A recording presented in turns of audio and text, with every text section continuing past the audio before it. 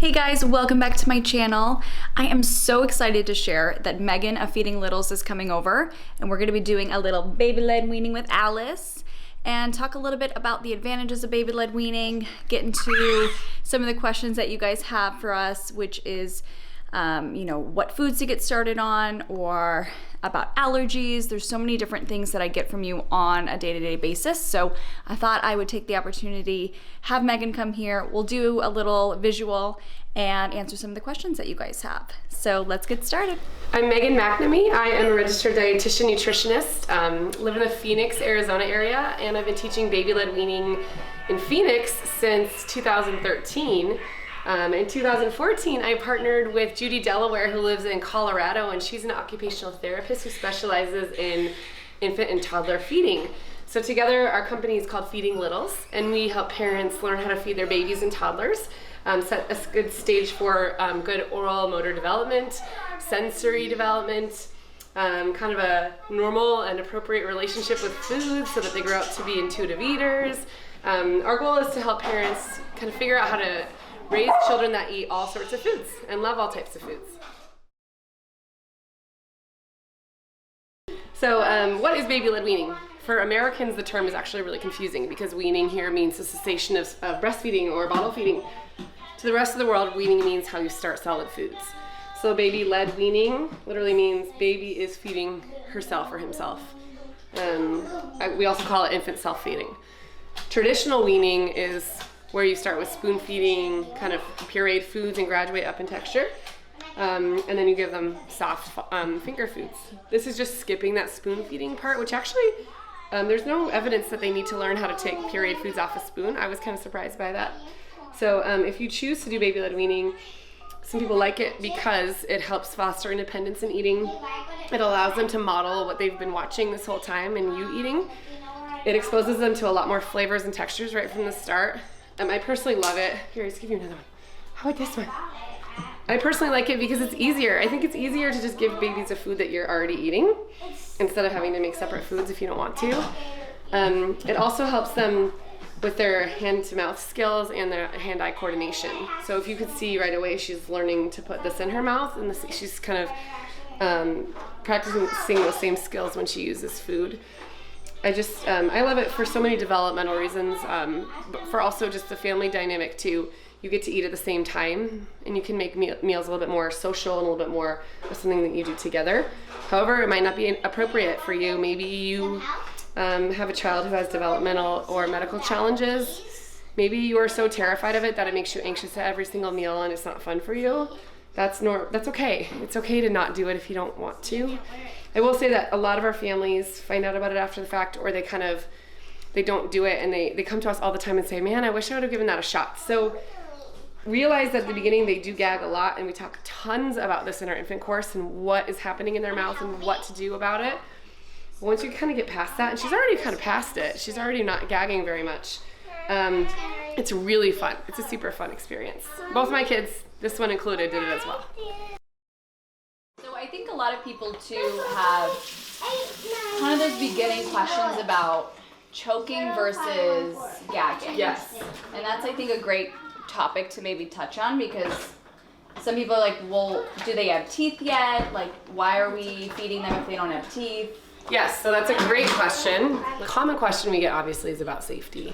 We don't expect baby-led weaning to increase their risk of safety over traditional feeding by the preliminary data that we already have. Babies do have what's called the gag reflex, and that's there to protect them. That's there to protect their airway.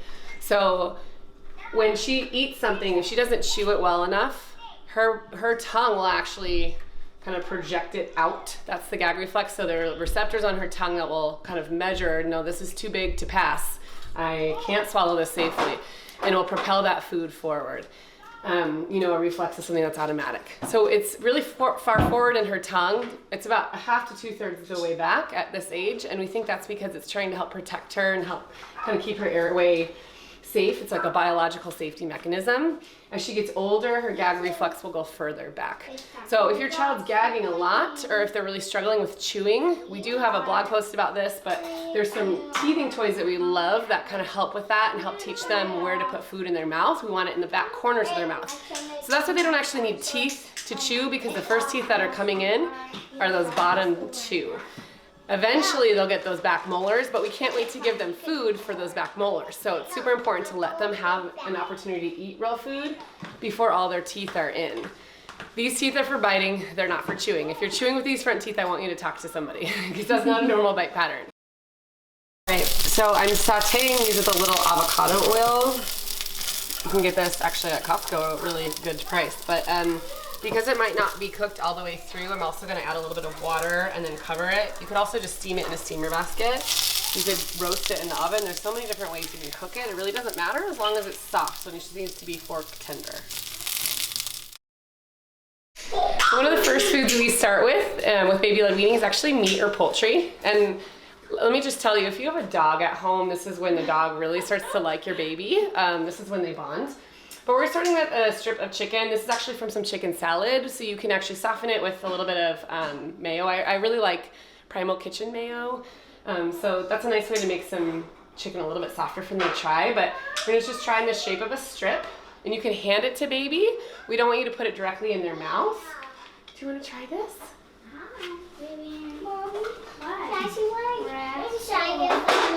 And so, yeah, sorry, we have kids in the background.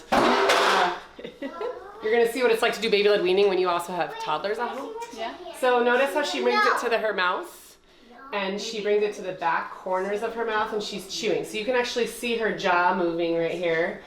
The data that we have on baby-led weaning is that it does not increase a child's risk of choking over traditional feeding. And what I really like about it, among many things, is it allows children to learn how to chew, like lateralize with their tongue, chew and swallow, instead of just swallowing food.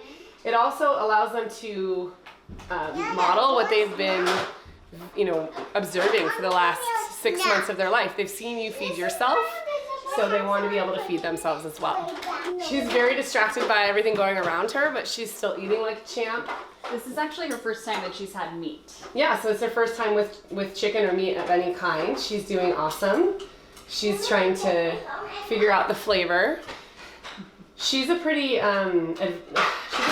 adventurous eater. She's really open-minded. Some babies take a while to get into this. She's like, this is good, yum yum. If it takes your baby a few times or even 20, 30 times to like something new, that's actually pretty normal. We don't expect them to eat things the very first time they're exposed to them. Sometimes, in Alice's case, they do, but sometimes they don't, and that's okay. Now she's got a big piece in her mouth, so we're gonna see what she does with it. Chew, chew, chew. You can imitate. This is what Judy does. She imitates chewing. Can you show us how you chew? And now she's staring at it in her hand because she doesn't know how to get that piece out of her hand. You see what she's kind of like? I would like to put more in there, but I don't really know how. What are you gonna do with that? She doesn't have the palmar release, and that's normal for her age. She doesn't know how to accurately open her hand by her mouth. So that's why she's kind of death gripping that other piece of chicken. She doesn't quite know what to do with it. We're gonna give her another piece just to kind of get her onto something else. And normally we wouldn't be like sitting here eating, like watching her eat. We'd all be eating together, but we're just doing this for demonstration's sake. I'm gonna give her some bell pepper. Has she had this yet? She hasn't. Okay, so this is green bell pepper, just cut in a strip. I literally just got this from the Sprouts salad bar, so it's not really complicated. You can a lot of times utilize a salad bar if you're running short on time, or you can obviously buy it and cut it up yourself. And then I just threw it in a pan with some avocado oil and then added a little bit of water and then steamed it at the end. So we're gonna see what she does. Ooh. Oh yeah, we know what to do with that. Mm-hmm. It's pretty crazy how quickly she got that. Yeah. And like that, food to mouth. And one thing my business partner Judy always looks for is positioning. So she was kind of leaning a little bit, if you guys noticed that, but she's now sitting up a little bit better and kind of even leaning a little bit forward, which is great. This is a Stokey Steps, which we love because it allows her to have a footrest and sit at a 90-degree angle at her hips. We have a whole bunch of high chairs that we like, but a lot of high chairs were not really made for proper positioning of a baby who can sit up on their own. They're kind of made to hold up babies and prop them up, which we don't really want because babies should be sitting independently when they get food, any kind of food. What do you think about this? This is cauliflower. Ooh. So with if someone's gonna do baby-led weaning and they're nervous, what would you give them as like the best first foods to try? Some really typical first foods include avocado, sweet potato, and banana. Those are really common ones that people like. They're easy to make. You know, with banana and avocado, you don't need to do anything except cut them. They're usually, you know, always available, and they're tasty, so babies oftentimes like them. That being said, they might not like them, and that's okay too. Now I'm handing her these foods. Obviously, you can put them just on the tray, and she'll pick them up too. But sometimes when they're working on grip or they're just not quite sure of how to pick something up, you can hand it to them as well. If you were to put it in her mouth, you could bypass her gag reflex, and that could be dangerous because now you're going past her safety mechanism and she doesn't have anything to protect her if she doesn't chew it well enough. So that's why we don't want to be hand feeding them whole food into their mouth. Would you recommend doing like a combination of not pureed, but like maybe more like mashed options if they're like really nervous in the beginning? You know, there's a lot of kind of pure there's a lot of intensity in the baby-led weaning community, and Judy and I don't teach it in that way. We always think it's most important to feed your baby in a way that makes you feel comfortable while also honoring their developmental stage. At her age, look at, she's sitting up well. She can lean forward and grab for food. She can bring it to her mouth. She can chew and swallow. She is showing us that developmentally she is ready for real food. However, if that made you super uncomfortable, if you're like, no way, I don't want to do this, we could also hand her loaded spoons or loaded utensils, and we'll show you those, to kind of help her utilize or self-feed a more mashed or pureed texture. Is that technically baby-led weaning if you're spoon feeding them? No, but I don't really think definitions are all that important. I think it's more that you need to do what works best for you. True baby-led weaning is literally like letting them self-feed from the start and offering them foods in the form that you would eat them. So some foods are mashed up inherently, like if you eat guacamole or hummus or applesauce, but you don't need to put everything in a blender and make baby food if you don't want to. You know, we have another one. What do you think? Look how these kids are just so distracting. Hey, look at this one. We have a red one. Red. And then allergy foods. Yeah, so we recommend offering the highly allergenic foods right from the start, the top 8 allergens. So that includes eggs, wheat, tree nuts, peanuts, dairy, soy, finned fish, and shellfish. And so we used to say don't do that. Don't offer those foods, delay them. And then we actually had a super huge rise in our allergy incidence. And so now we know that actually early introduction is super important.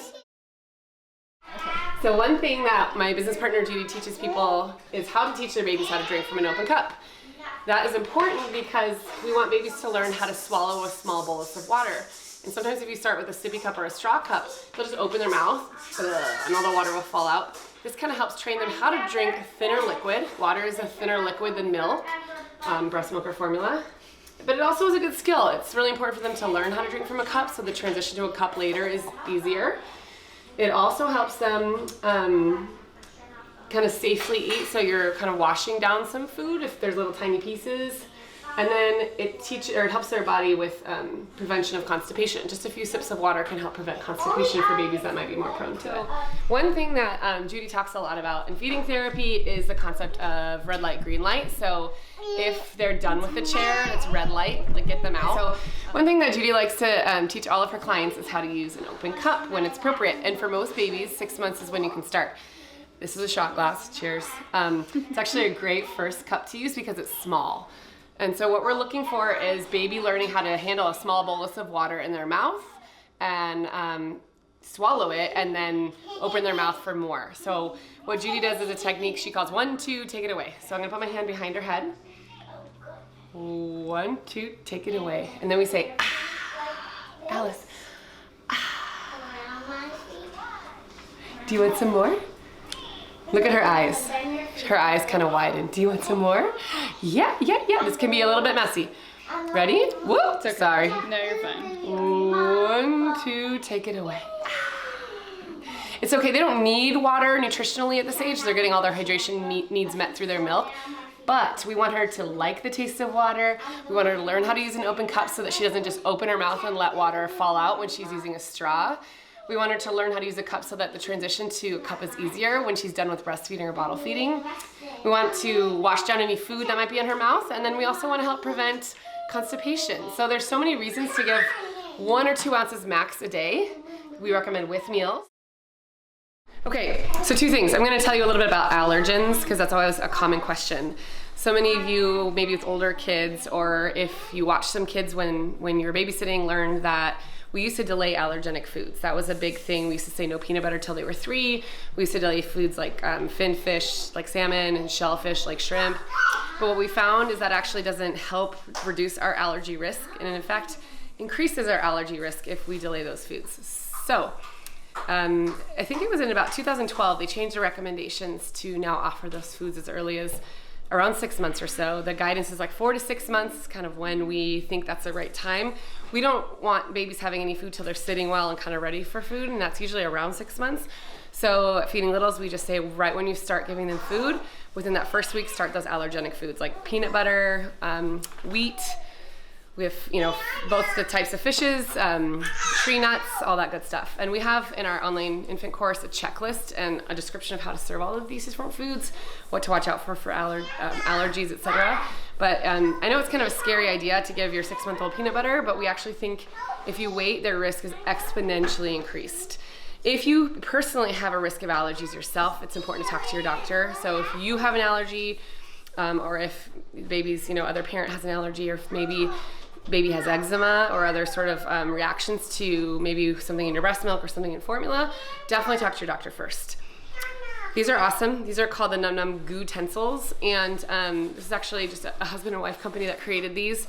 These are great for self-feeding, for teaching that. You can put food on either side of them.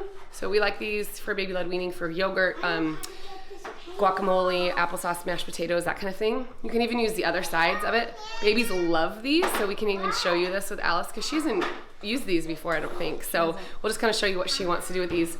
A lot of babies also use them as teethers before they get food, and it's nice for them to learn where this should go in their mouth. We want it to go to the back corners of their mouth.